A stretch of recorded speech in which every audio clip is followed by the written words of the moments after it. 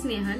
Snehal's kitchen मध्ये तुमचं खूप मनापासून स्वागत। जर तुम्ही या चॅनलला नवीन असाल तर सबस्क्राइब करायला विसरू नका। तर आज आपण बघणार आहोत चमचमीत असं चिकन सुक्क। तर चला सुरुवात करूया। सुक्क चिकन बनवणार आहोत आज आपण, ते एका वेगळ्या पद्धतीने, एकदम साध्या सोप्या पद्धतीत। त्याचं साहित्य बघून घेऊया। चिकन स्वच्छ धुवून त्यावर हळद, मीठ आणि लिंबू लावून घेतलंय।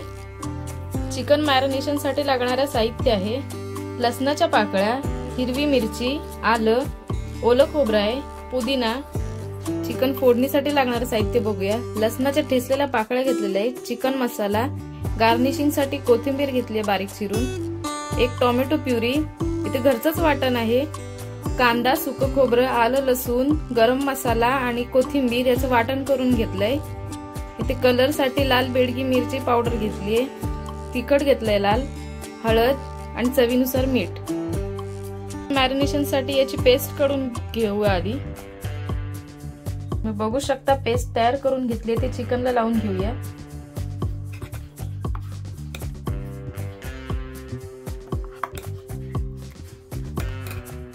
कढईत तेल तापलेलं आहे, त्यात लसणाच्या ठेचलेल्या पाकळ्या टाकल्या,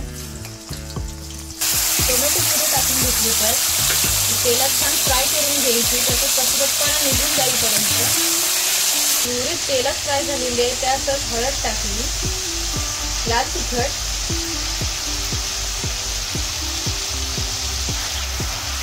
मॅरिनेशन केलेलं चिकन टाकलं, त्यात व्यवस्थित सगळं फिरवून घ्यायचं। मसाले सगळे लागले पाहिजे चिकनला। चिकन मसाला टाकलं, मध्यम आचेवर एक 5 मिनिटं वाफ काढून घेऊया। बघू शकता छान तेल सुटले मसाल्यांना। जे घरचं वाटण आहे ते टाकून घेतलं, चवीनुसार मीठ टाकून घेऊया, त्यात थोडं पाणी टाकून घेतलं, त्यातच आचेवर एक 10 मिनिटं चिकन शिजवून घेऊया।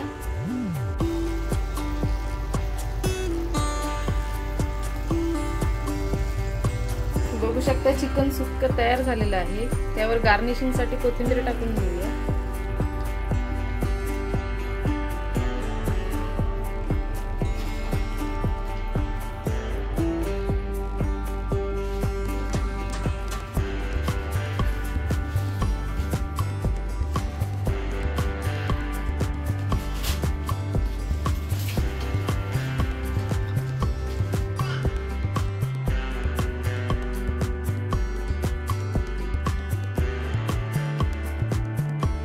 तर आज आपण चिकन सुक्क एका वेगळ्या पद्धतीत चविष्ट असं बनवून दाखवलेलं आहे, ते तुम्ही नक्की ट्राय करून बघा एकदा।